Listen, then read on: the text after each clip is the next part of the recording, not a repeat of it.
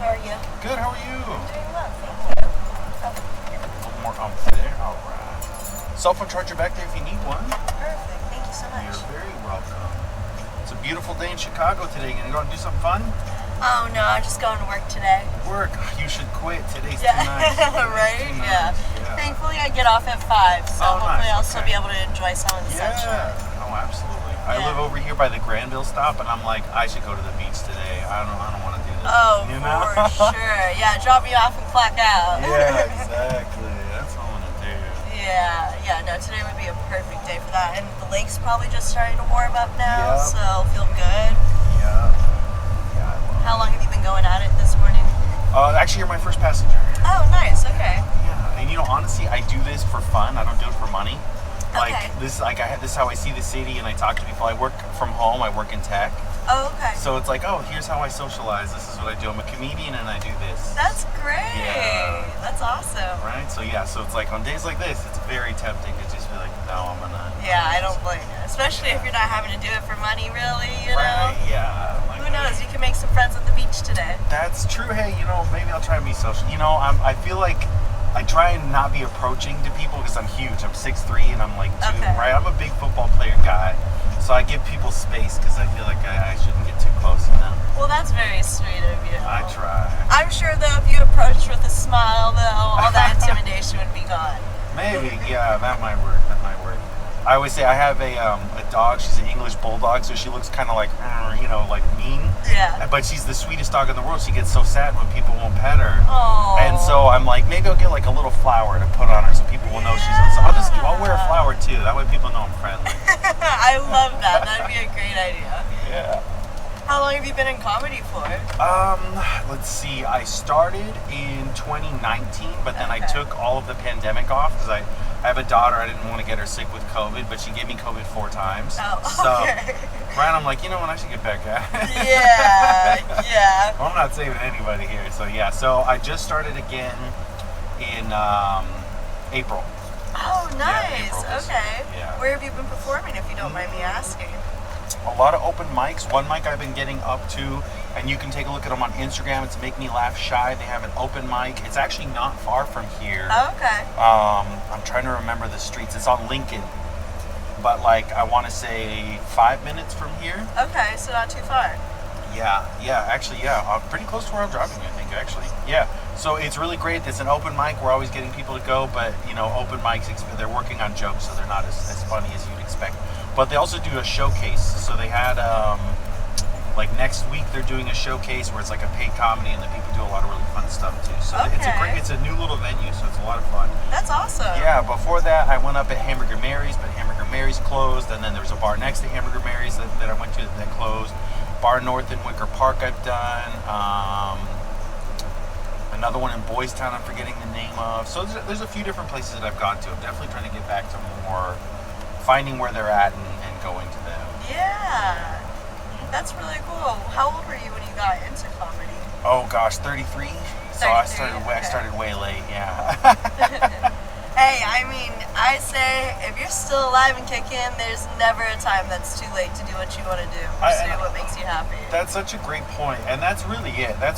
Like I had, I like to make people laugh, but I never thought, oh, I could be a comedian. I could do that.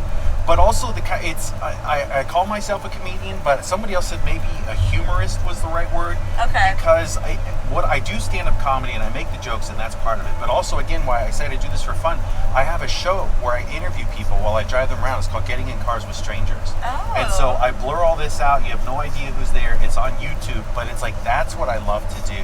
Yeah. So if I can make the jokes, make the comedy, kind of work into this and have good conversations like I usually do, that's kind of the thing I enjoy more. That's really awesome. Thanks. Yeah. How long have you had your YouTube channel? Same thing. So I started in 2018. 2018, okay. Right, and then took the pandemic off, and then just started doing that in March. I've got a whopping 47 subscribers. All of them are my faves. Hell yeah. It's great, but I've got I think I just uploaded episode 120. Wow. Yeah. Okay. So I've been at it, and I just started in April. So I do 2 a week. And I've been going, and it's great. I talk to people, like I said, I blur it out, you have no idea who's here, and it's just great. It's a lot of fun. And it's like how you meet people in Chicago. I think Chicago's full of just a ton of amazing individuals. Yeah. also too, with so many individuals from different walks of life. Exactly. Yeah. And that's what the show is all about. I'll say, I'm talking to somebody who was studying sexology. That's like the very first episode and just a random person got in the car. This is the thing that they wanted to go study. Great, we have a conversation about it.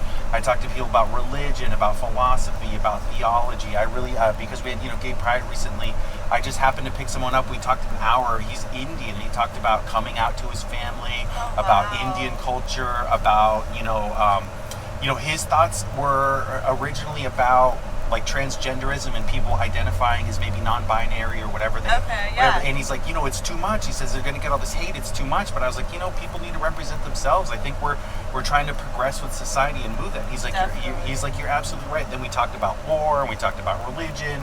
We talked about how India is homophobic, but he's like, it's the highest population of gay people in the world. Wow. And they have laws outlawing homosexuality. Interesting. Right? And I'm like, that's so interesting. And it's like, that's a conversation I just never would have had because he's just a random person. Also a neighbor lives right on Sheridan, so not far. Right? And it's like, okay, great. And that's what I love about it. You get to see Chicago, see new people, have good conversations. It's amazing. That is really amazing, especially after COVID. I feel like because of COVID and we use social media as such a crutch, where like a lot of people aren't like, at least for me personally, I really like people watching, and I notice most of the time people are on their phones. They're looking at a screen and not looking at each other. You have such a great point. Yeah, and that's really it. Your people are staring, they're doing this while they're walking. Or I'll get that here where like, I'll be talking to someone and then they'll just do this. Yeah. Just to be, and it's like, you're gone, they're gone. They are gone. And it's like, whoa, okay. So there's definitely something to it. And I try and like, obviously when I'm doing this, I have to use the phone. But I try and I put it on grayscale, which is like a people in recovery trick. Yeah. It gets the dopamine to stop, and you become less hooked on it. You stare at it less often. It's kind of breaking the cycle. But there's a book I'm working on called How to Break Up with Your Phone. And that's where like one of the things you do is just a whole day where you're not looking at it. You just put it down and walk away from it for a day. Great. Yeah, right? It ends up being so helpful. I've definitely tried to do that. Like I've turned off all my notifications to all my social media apps other than like my email and like things that I definitely need to like get notifications for. Yeah. And it really does make a difference, Oh, yeah. You don't have it like making those little bings or vibrations that are constantly like distracting you from the present and pulling your attention away from whatever you were doing. Right, exactly. Yeah, one thing I do also is I ran a red, good for you, buddy. I like uninstalled the social media apps, or I'll put them in a different place because it's automatic. I noticed for a while when I like uninstalled Facebook, my eyes would keep looking for it. Like after I would check my emails, I would go to where the Facebook application was because it was just like a pattern of going routinely to it. It was like, no, I gotta stop doing that. Yeah, I gotta hijack your own brain again. Back to you. Exactly. Yeah, another fun book I'm reading is called Breaking the Habit of Being Yourself. Oh, okay. Right? And that's what it talks about. It's like how much of you is just the things that you're doing because you're there, right? Like, one of the big ones is like snacking. You're on the couch, you're eating food, right? And it's like, so break that habit. Maybe stop being there on a Tuesday night. Obviously, I have some issues with that, so I'm trying to figure out how to eat less. But yeah, that type of stuff. But there's a lot that goes into it, a lot that we don't realize and think about. Who are we in the story we tell ourselves?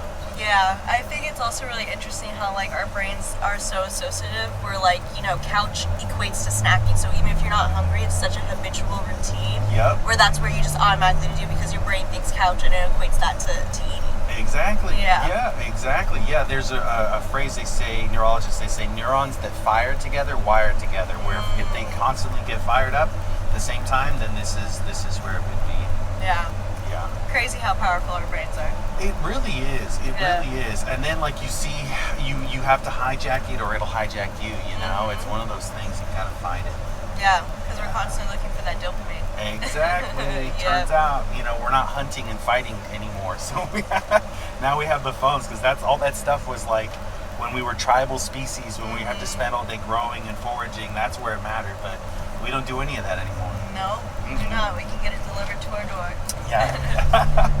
I recently just came back. I took a trip back home for a little bit last week, and when I was at the airport, I like people watching. I like just kind of like observing my surroundings, being in the present even if no one's there with me, Yeah. And and I had this thought, and I don't know if you've ever read any Ray Bradbury, Fahrenheit 451. Oh yeah.